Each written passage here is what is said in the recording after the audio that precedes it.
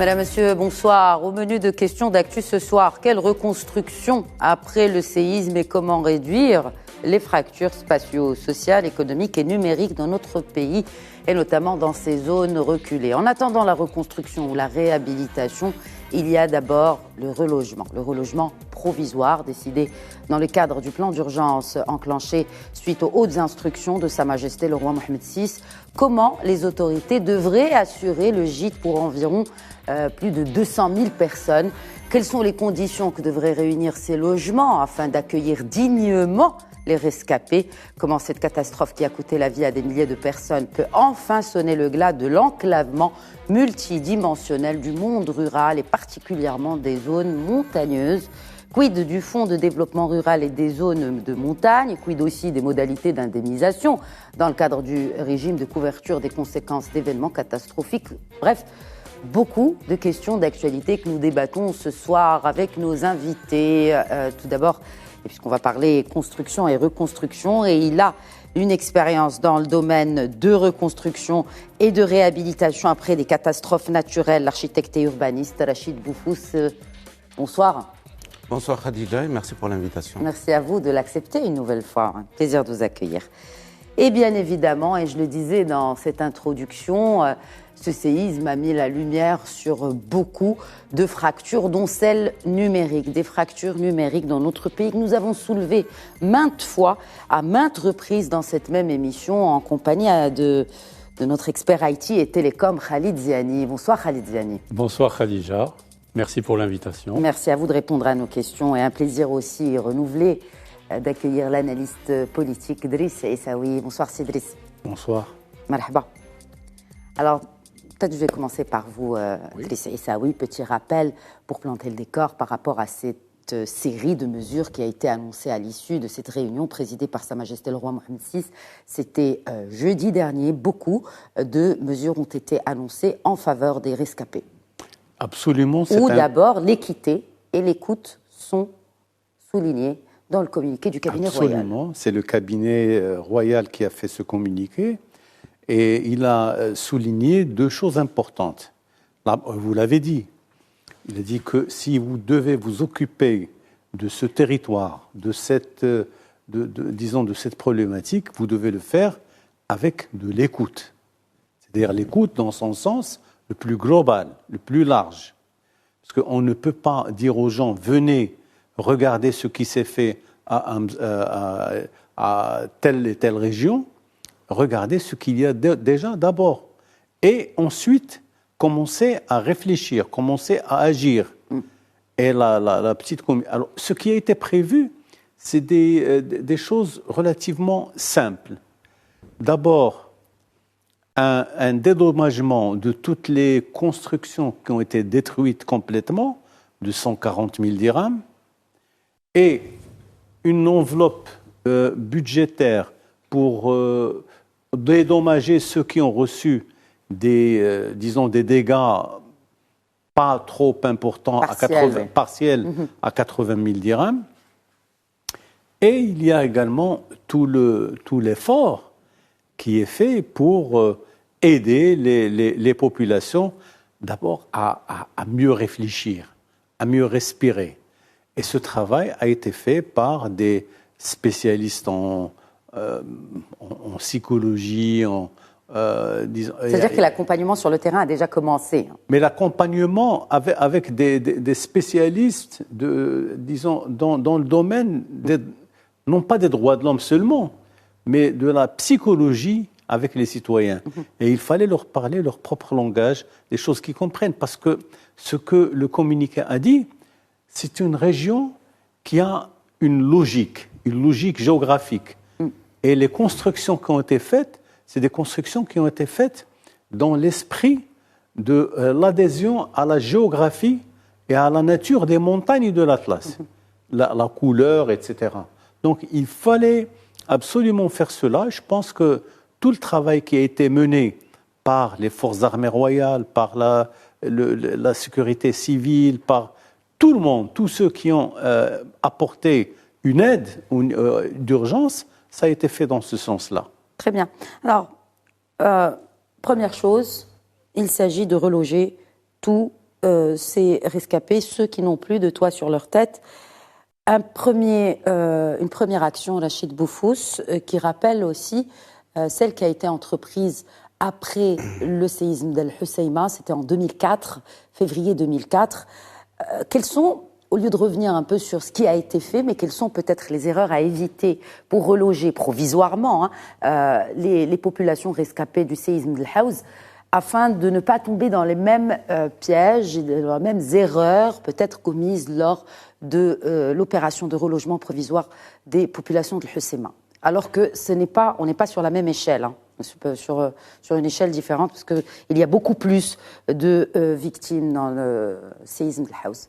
En 2004, effectivement, nous avons été confrontés à plusieurs problématiques, à plusieurs projets, justement. À titre d'exemple, je peux citer l'opération de relogement de 1500 familles qui habitaient dans la décharge d'Akrash à Rabat. Juste après, il y a eu les inondations de Mohammedia. En 2004, 600 familles qu'il fallait reloger. Dans les baraques ont été emportées par l'eau de Maleh. Et puis, ce terrible séisme qui est venu à Hoceima. Sur les deux premières opérations d'Ain Aouda et de Mohammedia, nous avions construit des logements de relogement pour les familles qui ont été totalement abrités dans de nouveaux logements parasismiques avec tout le confort moderne. C'est ce que nous sommes en train de voir ici. Tout à fait, c'est les images d'Ain Aouda en bas. Ça c'est Ain Aouda, ça c'est Akrash où ils habitaient avant, c'est ça? Tout à fait, c'est là-bas où ils habitaient dans des bicoques. Il y a une autre image où on montre la décharge de Akrash avant celle-ci. Et nous avons fait le pari pour que les logements soient justement... Ça c'est la décharge, ça c'est le site émetteur.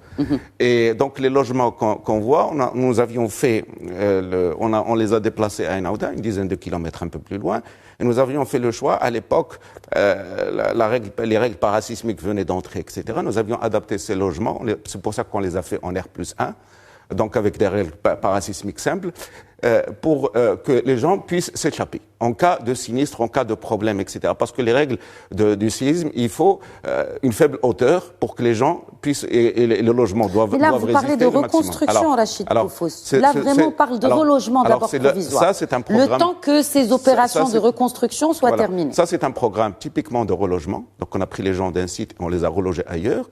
À Hoceima, c'était la même chose. Donc, sauf qu'on n'a pas fait des opérations de relogement construites par l'État à travers l'Omran, comme nous l'avions fait à Mohammedia et Ain Aouda, mais à Hoceima, l'État a opté pour autre chose, c'est-à-dire donner des aides directes aux populations pour qu'elles construisent dans un système d'autoconstruction. On leur a donné 16 000 dirhams avec des matériaux de construction. Sauf que 4 années après, d'ailleurs on peut le voir dans les journaux de 2008-2009, que les gens avaient du mal encore à construire. Mais les programmes qui avaient réussi à Hoceima, c'était les programmes comme ceux similaires d'Ain Aouda et de Mohammedia, où il y avait un cadre partenarial entre l'État et les promoteurs immobiliers, dans un cadre, dans un PPP. Et ces promoteurs avaient préfinancé ces logements, on leur a donné leur chèque à la fin des travaux. Et notamment, le groupe Chabi avait construit 1800 logements à Imzouren et les gens ont pu habiter. Et le temps qu'ils construisent, Rachid Boufous, je crois que j'ai mal posé peut-être ma question. Mais là, le temps que ce soit reconstruit, parce que combien ça doit prendre? 2 ans? Il y a toujours un temps de douleur, un temps d'attente. C'est sous les tentes. C'est sous des algécos, enfin des containers retravaillés, etc. C'est des solutions. Il faut un temps de patience. Mais on peut aller petit à petit. Au bout de 6 mois, on peut déjà donner les premiers noyaux de construction, etc. Ça peut venir au fur et à mesure. Une opération comme ça, de Haouz, est une opération beaucoup plus importante que ce que nous avons vu jusqu'à présent. Il s'agit de 50 000 logements, il s'agit de 200 000 habitants. Donc ça, ce sont des choix à faire, des choix douloureux, des choix aussi raisonnables. Donc en fonction de cela, aujourd'hui, l'option qui a été arrêtée jusqu'à présent, c'est de donner, comme à Hoceima, des aides directes de l'ordre de 140 000, beaucoup plus importantes. Mais la difficulté de la géographie des sites actuels, du fait que beaucoup de villages sont situés en dessous de montagnes qui se sont effondrées. Moi je pose la question, est-ce que les gens pourront justement reconstruire leur logement dans les conditions actuelles d'accessibilité, etc. En plus, ces zones sont quasiment loin du monde à partir d'octobre mi-octobre jusqu'en février à cause des neiges. Moi, j'opte pour une solution, c'est que l'État construise lui-même, que ces gens-là sont meurtris. C'est-à-dire, aujourd'hui, je pense que c'est pénible de dire aux gens, prenez, on va vous donner des aides et allez. Peut-être que les gens vont réfléchir. Est-ce que l'État ne peut pas juste accompagner peut-être ces mêmes familles à reconstruire? Alors, il peut les accompagner, mais il ne peut pas les accompagner individuellement par hameau. Il y a des groupes 5-10 logements. Nous n'avons pas autant d'architectes, autant d'ingénieurs pour s'occuper individuellement de chaque relogement, de chaque... Par contre, ce que je propose, c'est qu'on puisse regrouper ces populations dans des villages, d'accord, où il y aura l'accès direct en route, où on peut construire les équipements. Je pense à des villages aux alentours de 2000 à 2500 logements pour 10 000 habitants à peu près. 10 000 habitants, c'est un peu tarfaya, hein, pour avoir un ordre d'idée. Vous pensez que ces populations voudront de cette solution que vous proposez, Rachid Boufous, en connaissant, comme le disait tout à l'heure Cédric Essaoui, les spécificités de cette... Alors, c'est des spécificités géographiques, certes, mais c'est avant tout des spécificités sociétales et sociales. Alors, ce sont des personnes qui ont pris, qui vivent en petite communauté depuis la nuit des temps. Oui. Il ne s'agit pas de mélanger les gens, c'est le même groupe social, c'est les mêmes tribus, les mêmes irs, c'est-à-dire les branches tribales. Oui. C'est le même leuf, c'est-à-dire les mêmes groupements ou confédérations de tribus que je propose qu'on regroupe, c'est-à-dire ils sont dans leur environnement linguistique, culturel, civilisationnel. Et il faut qu'ils restent aussi dans un environnement économique qu'on est obligé de reconstruire. Parce qu'encore une fois, ce sont des gens qui ont perdu des biens, qui ont perdu une économie, même si elle est précaire, mais elle leur permettait de survivre. Mais ils auront des logements beaucoup plus sûrs, une fois regroupés dans des villages. Moi, je parle d'à peu près une vingtaine ou une trentaine de villages. On peut regrouper tous ces gens. On aura des collèges, on aura des centres de santé, on aura des petits marchés, des mosquées, et ne pas laisser ce logement totalement dispersé aujourd'hui un peu partout. Parce qu'encore une fois, l'État, et on ne le dira jamais assez, depuis une vingtaine d'années, a investi des milliards et des milliards de dirhams pour désenclaver ces Nous y viendrons. Nous parlons des programmes de PNRR, nous parlons de beaucoup de choses. C'est-à-dire que l'État fait un effort, mais aujourd'hui, pour la reconstruction, je pense qu'il est difficilement imaginable qu'on va ramener la route à un hameau de deux ou trois, c'est-à-dire une dizaine de logements, de leur ramener des écoles, etc. Donc, il faut absolument réfléchir de manière raisonnée et raisonnable dans une architecture comme il a imposé Sa Majesté, qui respecte les spécificités régionales, mais nous ne pouvons aujourd'hui maîtriser le système de reconstruction que si l'État intervient de manière massive et volontaire, que ce soit l'État qui reconstruise et non les individus, pour qu'on donne aux gens. Ces gens-là ont aussi droit à l'espoir, ont droit à un avenir meilleur, et ne pas les laisser simplement dans des bâtisses qui datent d'avant les Almohades, et où il n'y a aucune commodité, où il n'y a pas l'eau courante, où il n'y a pas l'assainissement, où il n'y a pas l'électricité, c'est-à-dire ne serait-ce que les prises et les branchements. Ils ont le droit à un avenir meilleur, nous devons le leur offrir, et ce système est le seul aujourd'hui de regroupement des gens dans des villages, le premier qui pourra faire intervenir tous les professionnels de manière efficace, de faire intervenir tous les autres branches de l'État et pouvoir équiper ces villages de tous les équipements nécessaires. De tous les équipements nécessaires et des infrastructures nécessaires. Et une autre fracture, comme je le disais, qu'a montré cette catastrophe, Khalid Ziani, c'est la fracture numérique. Et ce n'est pas une première fois, parce qu'on l'a senti déjà pendant la Covid-19. Et là, ça vient... Et bon, on a dit qu'après que effectivement, ça allait réparer cette fracture, ça allait penser cette fracture numérique afin d'inclure et d'intégrer ces zones rurales, mais force est de constater que ce ne fut pas le cas. Alors tout à fait, vous avez tout à fait raison. En fait, cette crise, cette catastrophe a révélé et a mis en exergue encore plus cette fracture numérique que nous avons au niveau des infrastructures télécoms. La couverture de ces zones de l'Haouz, on a vu qu'elle était très fragile, qu'elle n'était pas redondée, qu'elle n'était pas fortifiée. La première conséquence qu'il y a eu lors du séisme, c'est que ces populations ont été coupées du reste du monde. Tout à fait. Et cette coupure du reste du monde est aggravante dans une situation de crise. Alors pourquoi elle a été coupée? C'est parce que les infrastructures télécoms qui couvrent cette région sont très faibles, et essentiellement basées sur des antennes télécoms mobiles, c'est-à-dire que les gens n'accèdent à l'Internet que via le mobile. Il y a très peu d'ADSL, il n'y en a quasiment pas, très peu de fibres optiques, et les fibres optiques alimentent uniquement les antennes. Donc, ce qui s'est passé, c'est que chaque antenne qui couvre en général un rayon de 10 km s'est retrouvée en panne d'électricité, n'était plus alimentée, et l'Internet a été coupé.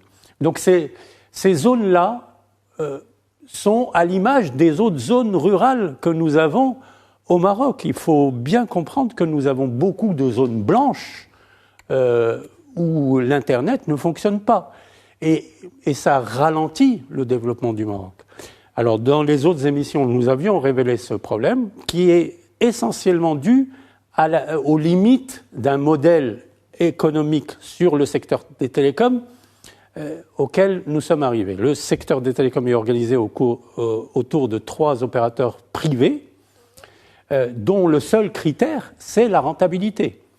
Or, on ne peut pas adapter un modèle économique basé sur la rentabilité pour équiper en infrastructure ces zones-là. C'est quasi impossible. Ça relève plus de la responsabilité sociale et environnementale de l'entreprise, peut-être. Oui. Mais après, effectivement, compte tenu des spécificités, encore une fois, de ces régions-là, est-ce que l'investissement vaut... L'investissement par les opérateurs n'est absolument pas rentable. Voilà. Donc, qu'est-ce qui se passe dans ce cas-là? C'est l'État.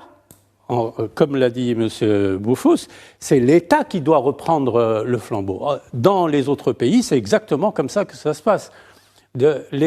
Cette partie équipement en infrastructure télécom, elle est dévolue aux régions, aux collectivités territoriales dans ces zones-là, parce que c'est les régions et l'État qui abondent les budgets télécoms auprès des collectivités territoriales et qui équipent en fibre optique les villages dont a parlé Seboufous.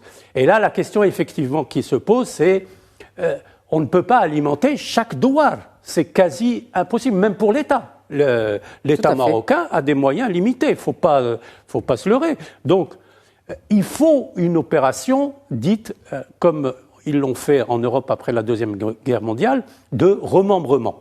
Après la Deuxième Guerre mondiale, il s'est posé exactement le même problème, c'est qu'en fait, les agriculteurs étaient habités proches de leurs terres, sur leur terrain, et le plan Marshall et l'Europe les a regroupés en faisant une opération de remembrement. Ça veut dire que ils ont redistribué les terres et ils les ont rassemblés en villages ayant un minimum vital où l'État a pu assurer les commodités, les écoles, amener l'électricité, amener les routes, et pour garantir une vie décente à ses habitants et à ses agriculteurs. Donc l'opération de remembrement est indispensable. Inévitable, et elle doit se faire sur toutes les régions. Toutes les régions du Maroc, pas seulement uniquement la région du Haoud. Les 37 000 douars que nous avons sont beaucoup trop nombreux et dépassent les limites du Maroc pour les équiper un à un, individuellement en infrastructures modernes. Donc la question du regroupement, elle est indiscutable. Elle est au centre de la réflexion qui doit être menée après le message de Sa Majesté. C'est ce regroupement. Après, quelles sont les infrastructures indispensables et qui doit les financer? Ces infrastructures indispensables et qui doit les financer? C'est une problématique politique qui se pose au Maroc. Et la question des télécoms, elle doit se poser. Il y a un moment donné où il faut se dire, est-ce que seuls les opérateurs télécoms commerciaux détenteurs de licences sont les seuls habilités à tirer des infrastructures télécoms, ou est-ce qu'on crée des opérateurs d'infrastructures qui, eux, ne feront que l'infrastructure et qui seront subventionnés pour ces régions-là par les régions et l'État? Et ce modèle-là, c'est ce qui existe dans les pays avancés. Il ne faut pas se leurrer. Mais ce qui est intéressant, c'est que déjà, ça a été pensé. On a pensé à développer des centres nationaux ou des centres ruraux émergents. Rachid Boufous, vous n'êtes pas sans le savoir, c'était en juin dernier, la ministre de l'Habitat a visité ou a lancé en tout cas ce projet-là. Est-ce que déjà on a une base qui a été préparée par l'État pour avoir des centres ruraux. Est-ce que d'abord un commentaire sur ce projet-là et comment il pourrait renforcer l'intégration de ces zones-là, parce qu'il s'agit d'intégration numérique, économique surtout aussi. Alors, la ministre actuelle fait bien de reprendre ces programmes qui ne datent pas d'aujourd'hui, mais qui datent des années 60. Nous avons déjà commencé, lors de la réforme agraire de 1965, à réfléchir à ces opérations de remembrement. Nous avions même lancé des villages pilotes où nous avons regroupé des populations. Ça n'a pas marché parce qu'il y a eu des difficultés après justement foncières, parce que les gens ont demandé des morcellements à travers les tribunaux, les ont obtenus, ce qui fait que la terre qui était regroupée dans une tribu s'est morcelée. Les gens ont habité donc leur propre parcelle, alors qu'il fallait garder les terres inaliénables, les regrouper sous forme de coopératives pour que toujours le groupe social ou le groupe tribal puisse partager toujours le fruit et que les gens, justement par extension démographique, puissent habiter ces villages. Quelques années plus tard, en 2008, après tous ces événements de Ain Aouda, etc., dont je m'étais occupé, il y a eu une réflexion entamée par le ministère de l'Habitat et de l'Urbanisme à travers la dizaine d'agences urbaines. Il y a eu un concours national pour fabriquer un village moyen, rural, qu'on pourrait dupliquer. Donc ce concours national, nous l'avons gagné nous-mêmes, c'est-à-dire à travers notre cabinet. Le site qui avait été choisi pour le lancement de ce premier programme était Nkhila, à 30 km de Rabat, dans la province de Khmisset, où nous faisions un logement à rez-de-chaussée, avec possibilité d'extension par l'habitant, mais au départ, c'est celui-là. Mais au départ, c'est l'État qui construit le noyau de base, c'est-à-dire 60 mètres carrés. Qu'est-ce que le noyau de base? C'est-à-dire ce logement de 3 pièces, c'est-à-dire 2 chambres, salon, une cuisine et surtout une étable. Parce qu'il faut aussi réfléchir au justement. Détail. Voilà, c'est ce que nous voyons sur ce plan. Nous voyons l'étable, donc les chambres, les 3 chambres et le salon, etc. Pour garder les gens dans leur mode de vie ancestral. Et vous savez que dans le monde rural, les gens vivent avec leurs animaux. Absolument. Donc il faut absolument réfléchir à des structures qui ne les dépaysent pas et ne pas. L'erreur serait de projeter ce que nous avons fait en logement social vers le rural. C'est l'erreur à ne pas faire. Il faut il n'est pas adapté. Il faut créer ce logement rural adapté à la vie des gens. Et ce programme de Nkhila, malheureusement, n'a jamais vu le jour. C'était ma question. Voilà. Il en est où, ce Il en programme? est où Là, c'était la deuxième variante, où nous faisions plutôt un petit centre urbain pour faire entrer les gens dans l'urbanité. Parce que c'est rapprocher l'urbain du rural. En fait, le rural de l'urbain, finalement. La réflexion que je menais disait que nous avions 2 types de villages. Nous avions des villages typiquement ruraux, qui devaient garder leur caractère rural, et nous avions des villages émergents qui allaient servir en quelque sorte mais c'est ça, ces centres régionaux pilotes. de zone tampon entre la ville et la campagne. Mais c'est ce qui est dit par le ministère aujourd'hui. Voilà, c'est ce genre de village qui est un peu plus urbain, qui peut évoluer vers un urbanisme. Mais ces programmes n'ont jamais vu le jour. Mais là, on parle de 77 centres ruraux, 12 centres régionaux pilotes, abritant une population de 127 000 habitants ont été identifiés dans le cadre d'un programme pilote en cours de finalisation pour son lancement. Madame, ça, c'est l'État. Madame, cette identification a été faite avec le ministre Hadjira en 2008, quand on a lancé ces programmes pilotes, c'est-à-dire quand on voulait les faire. Ils n'ont qu'à ouvrir les tiroirs de leur ministère et de sortir ces plaquettes. On a été une 50aine d'architectes à réfléchir à travers le Maroc à ce concours. Il y a eu des solutions extraordinaires faites par les confrères et les consoeurs, c'est-à-dire le savoir aujourd'hui d'intervention et la connaissance des problématiques sociales, économiques, anthropologiques, démographiques du monde rural, nous les maîtrisons. Parce que nous avons au sein de nos équipes aussi des sociologues, des démographes, des ingénieurs. Et c'est un travail d'équipe. Le ministère de l'Habitat et de l'Urbanisme est plein d'études comme celle-ci. Maintenant, c'est la volonté qui reste. Il faut se mettre au travail et ne pas, à chaque ministre qui arrive, on dit « je vais ressortir ce qu'a fait mon prédécesseur, je vais l'améliorer ». Non, il faut se mettre au travail à un moment, parce qu'encore une fois, nous sommes dans un pays où tous les Marocains doivent avoir les mêmes chances, doivent avoir le même espoir. Les enfants des ruraux, comme les enfants du house, doivent avoir les mêmes chances que nos enfants des villes, que les enfants des gens qui habitent le Suissi ou enfin. C'est exactement ce que dit ce projet, justement, de centre ruraux. Qu'est-ce qu'elle attend pour le lancer? Non, il a été lancé. Il y a des enveloppes budgétaires qui ont été allouées, notamment à Zelal. Vous avez le lancement d'une première oui, pierre. le coup d'envoi du projet de réhabilitation du centre de la commune d'Afourer à Zelal pour un montant global de 54 millions de dirhams. C'est-à-dire l'enveloppe budgétaire, elle est là. Elle a déjà été débloquée par le ministère. Ce n'est pas un problème de budget.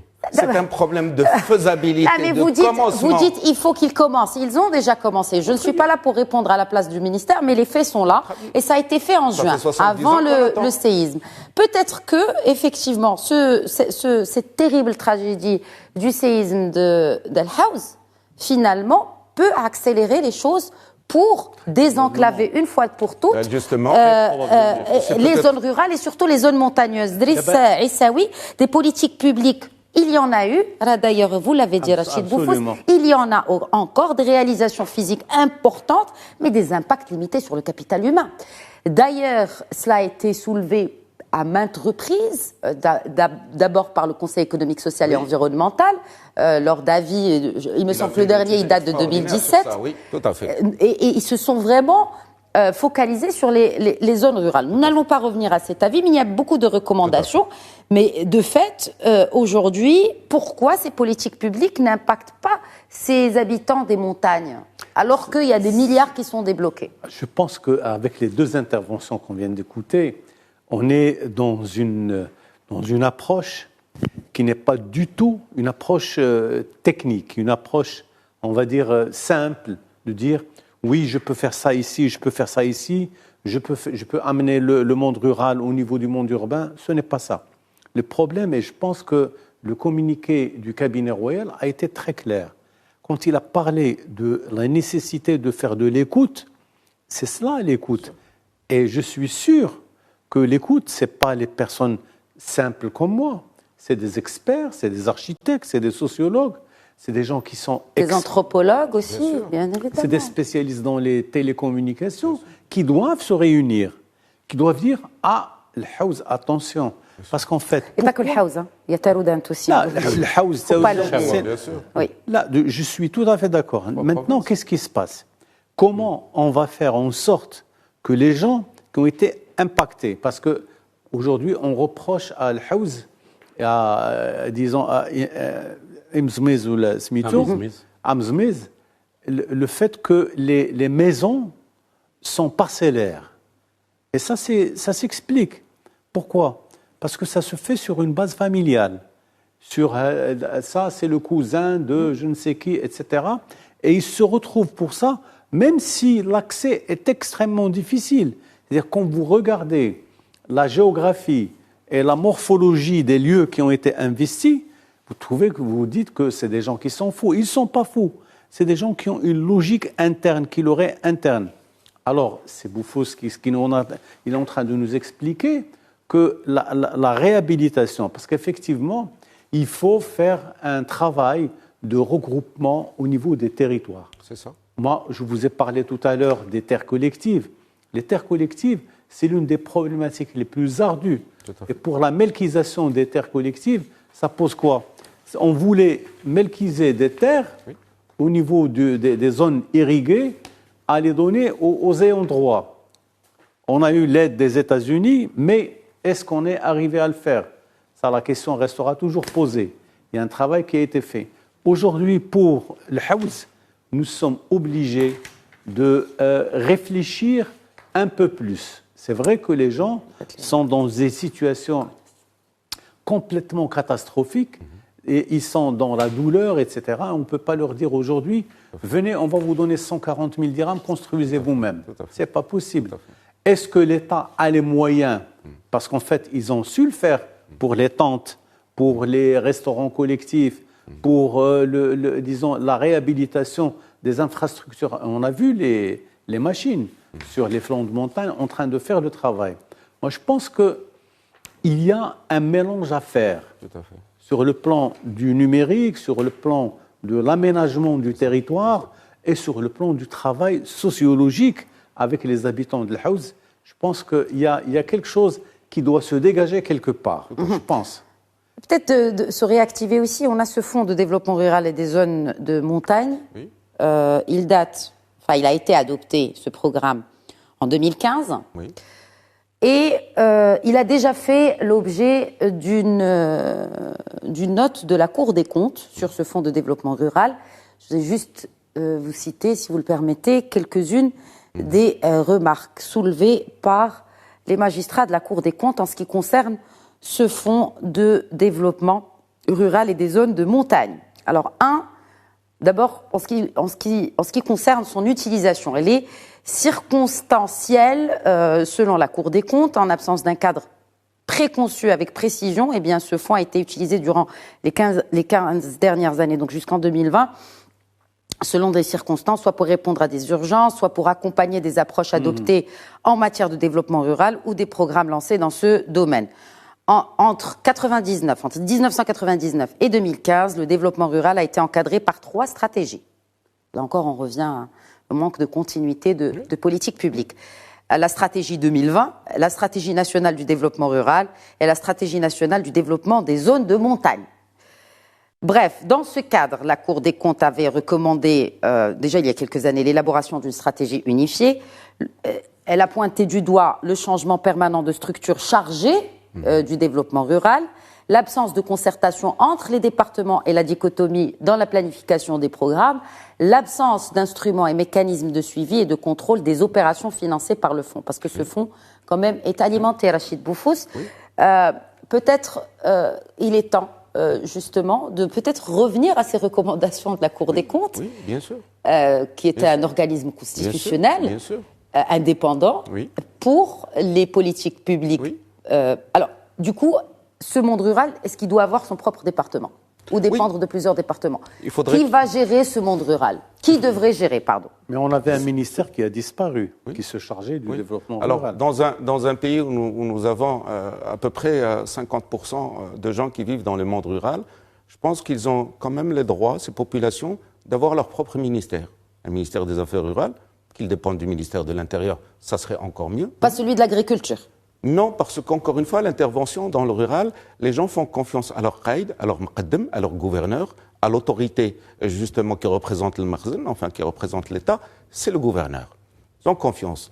Quand l'État veut intervenir, que ce soit pour faire des périmètres irrigués, que ce soit pour faire la fameuse canalisation qui vient aujourd'hui du Oued Sbo vers le Oued Bourgreg, sans l'intervention du ministère de l'Intérieur, on n'aurait pas pu convaincre les gens de céder leur terrain. On allait les exproprier, mais il fallait l'accord des habitants. Donc l'État, à travers le ministère de l'Intérieur, est le meilleur intervenant. Donc il faut un département des affaires rurales. Bien sûr, l'étude que vous avez citée du Conseil économique et social est excellente. Elle donne vraiment une véritable analyse. C'était plutôt. Les recommandations de la Cour des comptes, qui sont pertinentes, à chaque fois, qui sont très bien, parce que aussi les juges de la Cour des comptes étudient vraiment les dossiers. Ce sont des gens aussi de terrain qui connaissent leur affaire. Donc, à partir de ces recommandations, la Cour des comptes, à partir de ces études du Conseil économique et social, à partir de tous les projets que nous avons faits en tant qu'architectes urbanistes et les études à foison qu'a faites le ministère de l'Habitat et de l'Urbanisme depuis 20 ans sur ces choses-là, qu'est-ce qu'on en fait aujourd'hui? Donc, il faut un département. D'accord, ministériel, qui puisse regrouper toutes ces compétences, qui puisse aussi faire appel aux expériences. Et les collectivités territoriales, du coup. Alors, du coup, on va tout recentraliser à Rabat. Non, attendez, je vais vous expliquer. Aujourd'hui, nous avons un modèle qu'on est en train de mettre en place, c'est celui de la régionalisation avancée. Aujourd'hui, il faut que ça rentre en œuvre. Pourquoi? Parce que ce sont seulement les régions qui peuvent contractualiser les besoins en médecins, en professeurs, etc., que ça ne soit pas centralisé selon la carte de l'enseignement ou la carte sanitaire, etc. Aujourd'hui, si une région comme celle-là a besoin d'un médecin, il faut que la région puisse avoir, qu'on lui donne le droit de contractualiser un médecin qui puisse venir. Donc, il faut déléguer pas mal de prérogatives de l'État vers les régions pour que les gens n'attendent pas qu'un membre du ministère à Rabat, au fin fond de son bureau cossu, sous climatiseur, qu'ils décident de leur avenir. Donc, je pense qu'il faut absolument qu'au niveau local, qu'on délègue les prérogatives de l'État pour que ces gens puissent prendre leur destin en main. Enfin, ils votent pour des élus locaux, oui, ces gens-là. C'est-à-dire que leur voix, elle est censée être entendue. La voix des élus locaux n'est jamais prise en considération. Souvent, d'accord ? On a décidé de Rabat ce que va être votre avenir. Ce n'est pas possible. Tant qu'on n'associe pas... Ce n'est pas ce que prévoit la Constitution. Alors justement, la Constitution est une chose, la réalité sur le terrain en est une autre. Peut-être que ce sont des pratiques qui sont venues avec le temps et c'est devenu une habitude pour devenir la règle. Il faut casser cette règle. Il faut associer les gens, il faut associer aussi la société civile et aussi les élus. Il faut donner... Il y a pas des gens qui connaissent mieux les gens que les élus eux-mêmes.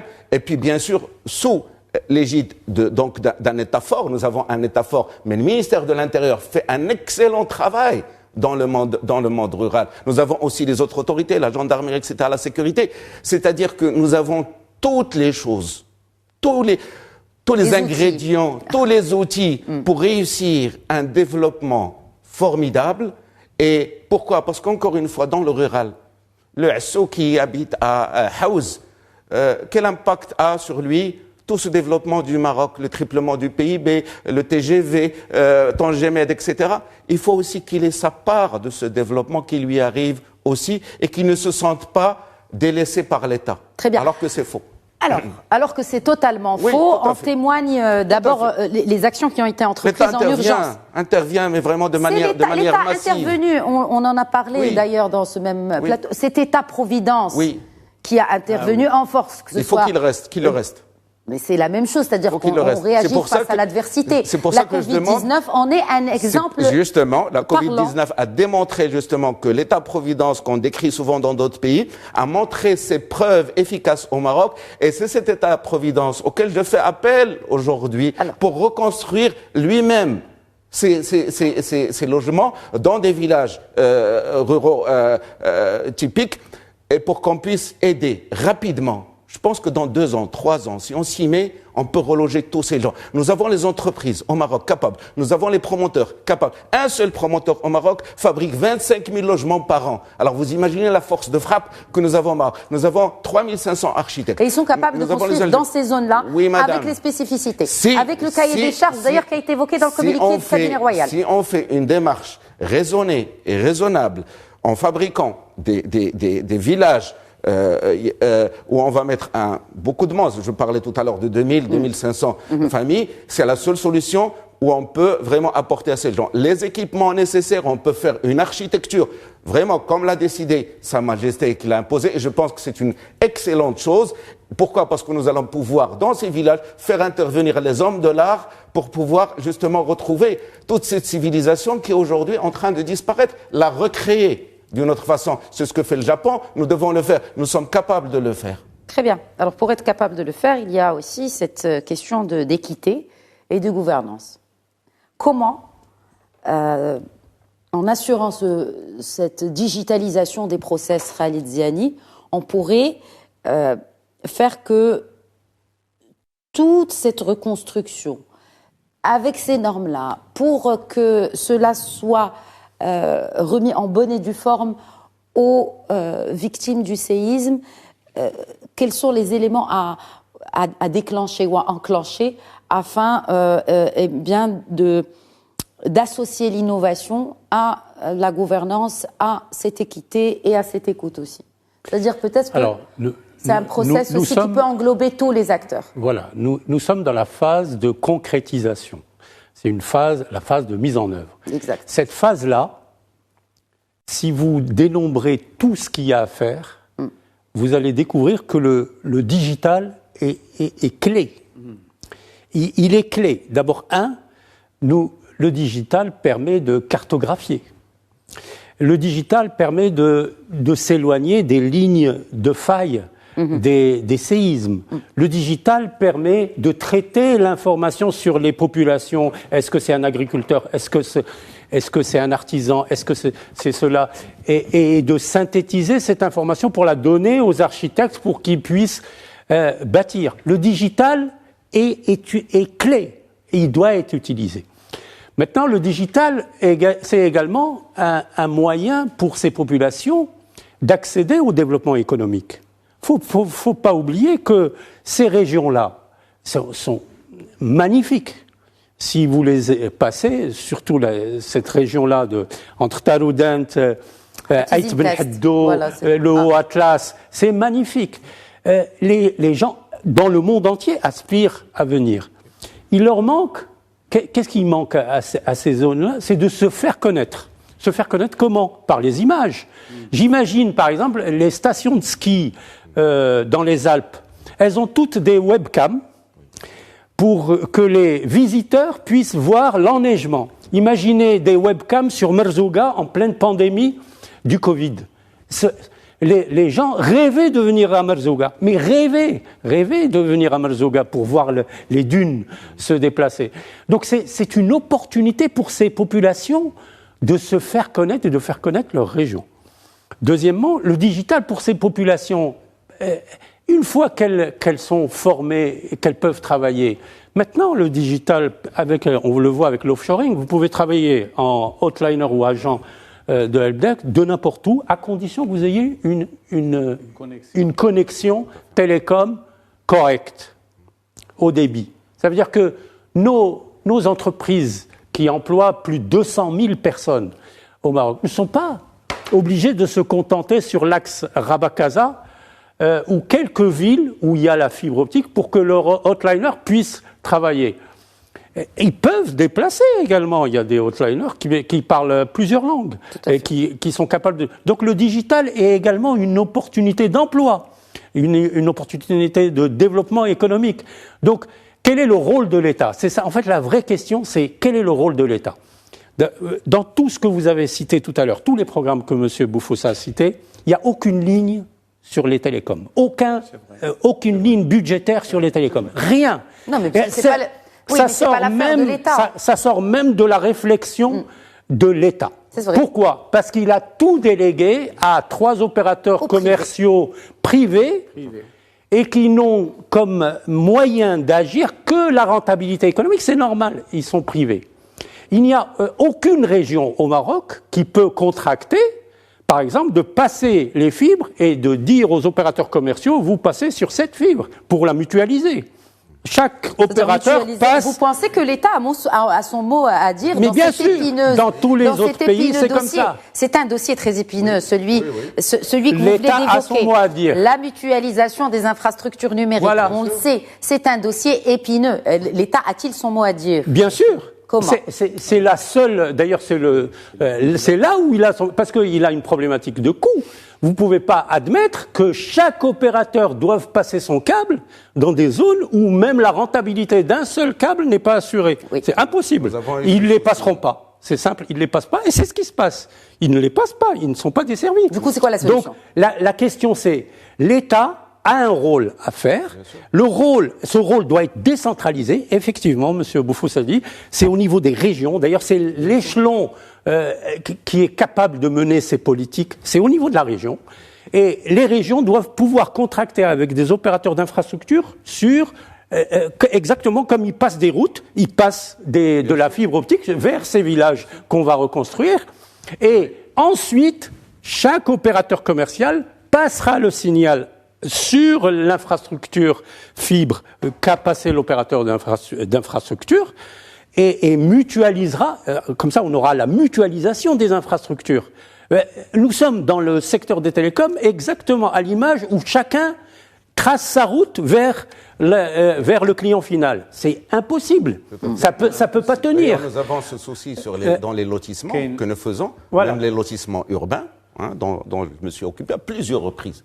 C'est-à-dire, nous avons 3 tranchées. Nous avons une tranchée d'eau potable, une tranchée d'électricité et une autre des télécoms. Bien. Pour les télécoms, sur l'emprise de la rue, c'est-à-dire sur le trottoir, parce qu'on ne fait pas les tranchées dans le bitume.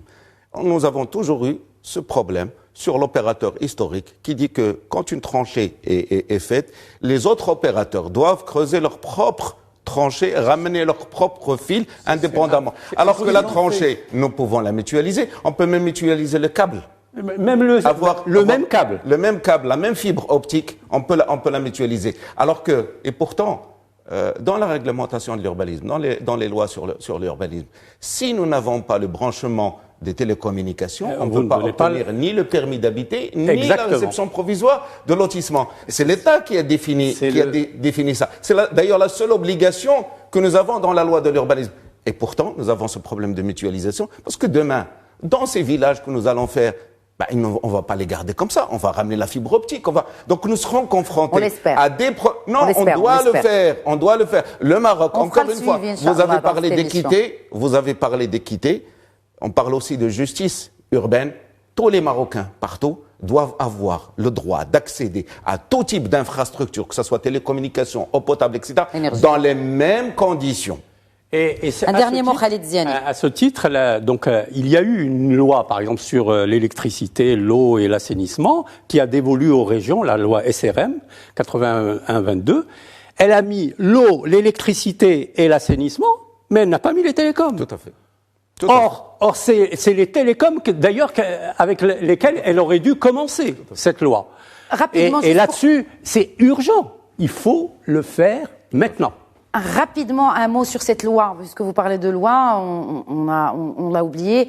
La loi 110-14 institue un régime de couverture des conséquences d'événements catastrophiques. Dans son article 11, la commission de suivi est saisie par le chef du gouvernement d'office ou à l'initiative de l'autorité gouvernementale chargée de l'intérieur afin de donner son avis sur le caractère catastrophique de l'événement dont elle est saisie. On n'a pas encore décrété le séisme comme catastrophe, messieurs ? Il y a 3 mois pas encore, de délai. Ils ont 3 mois de délai pour le faire. L'état de catastrophe naturelle doit justement être déclaré pour que les gens, soit qui sont couverts par une assurance habitation ou commerciale, ou les gens qui ne sont pas couverts par une assurance, devront aller donc à l'autorité la plus proche sur un registre, définir le sinistre qu'ils ont subi, que ce soit un sinistre commercial, que ce soit un sinistre agricole, que ce soit un sinistre à l'habitat. Et la loi 110-14 et son décret d'application, à l'article 17 du décret d'application, l'indemnité peut monter jusqu'à 250 000 dirhams, qui est donnée pour les pertes, justement, pertes humaines, pertes de commerce, pertes surtout d'habitation. Donc, et il y a même une indemnité pour les gens qui louent, qui va de 1 000 dirhams à 4 000 dirhams d'indemnisation pour les loyers, les loyers. Donc, mais il faut cette déclaration. Je pense qu'elle va certainement se faire, parce que si on ne le fait pas, les gens ne pourront pas accéder à cette indemnisation, qui est prévue et qui est financée par les primes des assurances. Qui est en dehors des indemnités qui ont été annoncées dans le plan d'urgence. On y a droit. Voilà. Donc, qui vont se rajouter. Tout à fait. Un dernier mot. Alors, ce qu'il y a, c'est que dans les choix publics, pour les politiques publiques, il y a toujours cette notion de, de celui qui n'a pas parlé, celui qui n'a pas la parole, et on doit le prendre en considération. C'est le cas des télécommunications, c'est le cas de tous les investissements, que ce soit pour la construction ou autre chose. On est obligé de faire bâtir toutes les stratégies, non pas sur une logique commerciale pure et dure, mais sur une logique publique. Exactement. La logique publique, ça veut dire quoi ? Ça veut dire que la couverture de tout le monde, de toutes les régions, tout est là. C'est-à-dire qu'en fait, ce que tu as demandé tout à l'heure, ce que vous avez demandé tout à l'heure, la justice, l'équité, c'est ça. La justice et l'équité, c'est de pouvoir partager les bénéfices, partager toutes les retombées sur tout le monde, même si vous n'êtes pas dans une situation monopolistique. Très bonne remarque. Merci beaucoup, messieurs. Nous allons certainement revenir à ce sujet. Bien évidemment, nous sommes encore dans l'immédiat, nous sommes encore dans la phase où on vient en secours d'abord à ces populations sinistrées du séisme qui a survenu ce malheureux vendredi 8 septembre. Les opérations de relogement vont bon train, de relogement bien évidemment provisoire. Nous allons revenir à cette thématique de reconstruction, bien évidemment en attendant aussi l'annonce du chef du gouvernement de décréter ce séisme comme catastrophe, comment ces indemnités vont être débloquées pour les sinistrés, et puis bien évidemment sur le processus idoine de reconstruction, parce qu'in fine, c'est un peu le fil conducteur de toute cette émission, pour donner leurs droits à ces populations qui ne diffèrent aucunement des populations de Casablanca, Rabat ou Marrakech, qui se trouvent à quelques kilomètres d'ailleurs de l'épicentre de ce séisme. Merci beaucoup, messieurs. Rachid Boufous, merci. J'espère que je ne vous ai pas trop interrompu aujourd'hui. Non, pas du tout. Merci Khalid Ziani. Merci. Et à vous aussi, mes remerciements, Sidri Saïsaoui. Merci. Merci à vous pour votre fidélité à Questions d'Actu. Très bonne soirée à tous.